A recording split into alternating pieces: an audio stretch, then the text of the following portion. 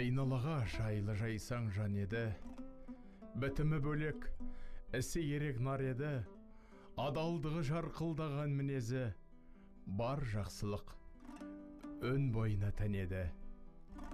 Бауыр десе жұлып берер жүрегін, ерекше боп өткен жанның бір еді. Жанарда мұң, жоғалды сабыр өзіңсіз, табылар ма бұл қайғының біремі? Сіз кеткелі, мына жалған өмірден, шықпадыңыз бір сәтке де көңілден. Өзіңізбен өткен күнді еске алсақ, көз жасымыз көлдей болып төгілген. Я, өзегіңді өртер қайғы мұңның орнын, осылай толғатқаннан басқа амалымыз жоқ. Қамшының сабындай ғана қызығы мен шыжығы қатар жүретін өмір-ай десеңші. Бір күні шорт үзілетінің баршаға мәлім. Әрине, тумақ барда, өлмек бар дейді шариғат сөзі. Бірақ, бұл сөзді өзіңе, жақын адамға қарат айтқанда қабырған қайысып, ортаң ойсырап, жан дүниең қайғыдан қан жылап тұрады екен. Келді де кетті, жандыда сөнді жұлдыздай, құшақтап оны қара жер қойдау тұрғызбай. Келмекен тудырған осындай азаматты, қойныңда сенің жатыр ғой толып шерләні.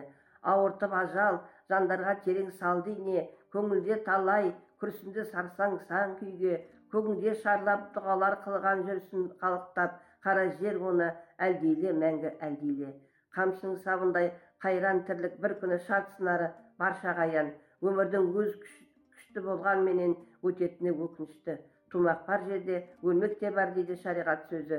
Шіркін бәрі орнымен, бәрі ретімен келсе, өкініштің өзені тасып, қайғының қара жаңбыры жаумас еді ғой.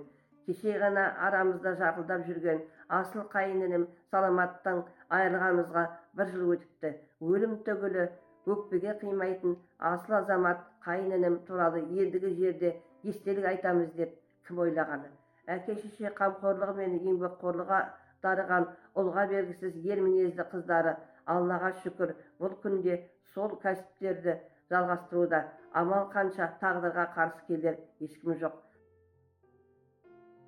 Қадірмен жамағат, біз ағайын тума, құда жекжат, дос жаран, бауырлар, құрдастар, мынау енді бүгін саламат құрдасымыздың жыл толу қадесіне жиналып отырмыз. Сауапта болыңыздар барлықтарыңызда. Енді саламаттың өмір баянына келетін болсақ, бұл енді бәріміздің бір төлдің ұрпағымыз. 62 жылы бірінші классқа мектепке бірге бардық.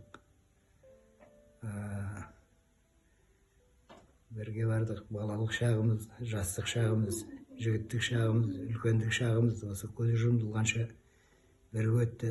Қуаныш қайғымыз ортақ, араласып жүрген жақсы жолдастарымның, құрдастарымның бірі еді. Сондай біз үшін қымбат жанның бірі. О дүние түгілі өкпеге қимайтын, көзден кетсе көңілден кетпейтін, адамгершілігі зор, қимас жан, асыл жар, балаларының асқар таудай әкесі, немере жиендерінің сүйікті атасы, Мырзағалиев Саламат Жұмахметұлы. Ол жігерлі зерделі азамат еді. Әкеміз ғұмыр керуенін шөгерген менен, оның жүріп өткен өмір жолы кесек-кесек, картинадай әрдайым көз алдымызда, жадымызда қылаң береді. Ол 1955 жылы Атырау облысы Қайыршақты селолық округінде дүниеге келген. Руы Шеркеш, бөлімі Жауғашты. Әкесі Жұмахмет екінші дүниежүзілік соғыстың ардагері. Ал анасы Ұлмекен 5 баланы өмірге келіп, тәрбиесімен айналысқан. Саламат Шмахметұлы көп балалы жанұяның 3-ші перзенті. Орта мектепті бітірген соң 1972 жылы Гурьев ауыл шаруашылығы техникумында оқыды. 1975 жылы оқуын ойдағыдай тәмамдай келген кезде кеңес әскер қатарына шақырылып, 2 жылдай отан алдындағы борышын абыроймен өткізді. Әскерде жүріп, санитарлық бөлімде қалтқысыз қызмет етті. Сержант шенін иеленіп, елге аман-есен оралды. Оның алғашқы еңбек жолы Каспий өңірі мұнай барлау экспедициясы болды. Білсем, біле түссем деген мақсаты, мол ілімнің қай уақытта да жолын ашық ететінін түйсінген жас маман аталған мекемеде бұрғылаушы болып жүріп, 1979 жылы Батыс Қазақстан ауыл шаруашылығы институтына қабылданды. 1987 жылға дейін мұнай саласында абыройлы еңбек еткен азамат әрі қарайғы қызмет сапарын оқыған мамандығы бойынша жалғастырды. Яғни өз туып өскен ауылға қарасты теңдік кеңшарында талмай жұмыс жасады. Білімін тәжірибемен ұштап, ауыл шаруашылық саласының дамуына зор үлесін қосты. Кейін нарық заманына бейімделіп, жеке кәсіптің тізгінін ұстады. Яғни айтқанда айтады ғой қазақта, шымшық торғай, жаңбыр жауса басын қорғайды, қарлығаш қар жауса балапанын қорғайды деп, сол елге үлкен септігін тигізіп, әлеуметтік жағдайымызға бүкіл осы округтегі әкімшіліктің, селолық әкімшіліктің бүкіл шараларына өзінің Пәкізамен екеуінің қосқан үлесі орасан деп білемін.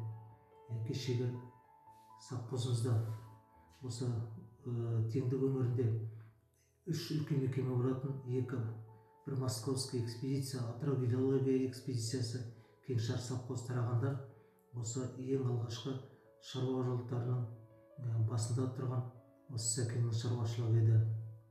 Міне енді соның бәрі халық үшін бұлар да өздерінің үлесін қосты. Әлеуметтік саланың, әлеуметтік шаралардың өткізуіне үлкен пайдасын тигізіп, ортасында белшесіне батып жүрген азаматшылардың бірі. Енді қазақта айтады, арты бар оңалар дейді.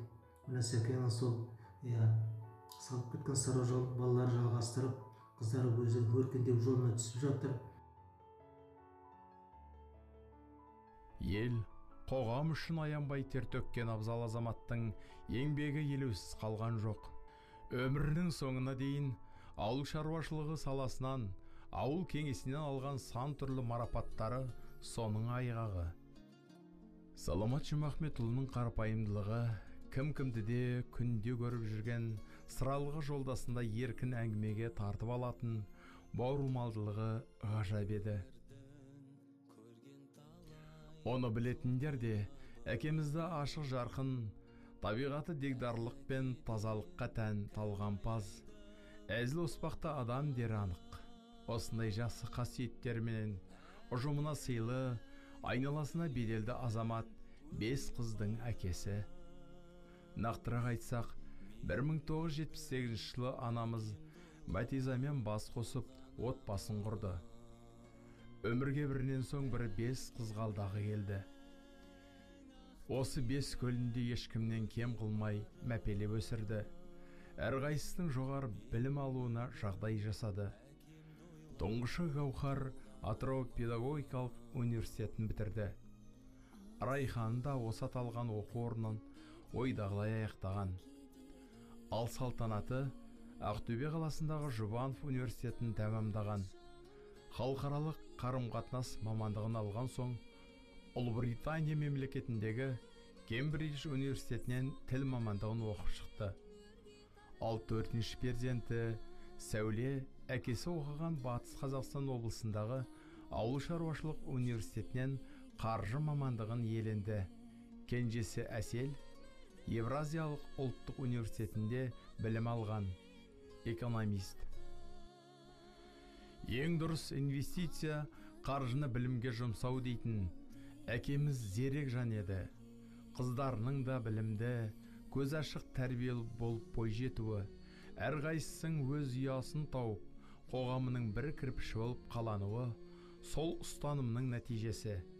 Әрі анамыз екеуінің сан жылдар бойғы өлшеусіз еңбегі мен толассыз төгілген маңдай терінің жемісі. Қызғалдақтарын қалай жақсы көрсе, күйеу балаларында өз баласындай жанына жақын тартты. 15 немере жиен сүйіп, құдалары мен құдайындай сыйласты. Қадірменді ағайын, дос жаран, тума туыс, бүгінде әкеміздің дүниеден озғанына 1 жыл. Әкеміз біздерді өсіріп, өндіріп, осындай дәрежеге жеткізген. Әуелі Алла, екінші әкеміздің арқасы. Әкеміздің жатқан жері жайлы болсын, топырағы торқа болсын. Әкеміздің дүниеден озғанынан бастап жүрген ағайын тумаға, дос жаранға үлкен рахметімді айтамын. Жаны елгезек әкеміз мейірімге шөлдеп жүрген адамдарға жәрдемдесуге әзір тұратын. Сауапты ісі де көп еді. Бұл дүниеде қаншалық жақсылық жасасаң, о дүниелік болған соң, жер бетіне соншалықты береке болып өніп шығады дейді дана халқымыз. Жұртқа шашқан сол шапағатына соңында қалған ұрпағы нұрлансын дейміз. Тума туыс айналаң бауырларың, тірісінде жасайды тіршілігін, жалғыз қолдан келері рухың арнап, бағыштайды үнемі құлшылығын.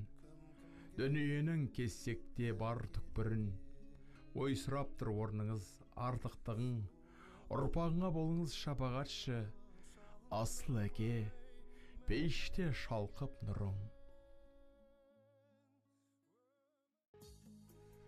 Жылдар тізбегі барлығында өзгертеді. Сыртқы пішініңде, мінез құлқыңда, тағдырыңда өзгереді. Өткен күннен қалатыны тек қана естелік. Ардақты кеміз жанымыздан кеткенімен, жадымыздан өшпесі анық. Кішіге тірек, үлкенге үміт болған арды азамат, Абзал әкеміз Саламат Жұмахметұлының жарқын бейнесі мәңгілік жүректерде сақталады.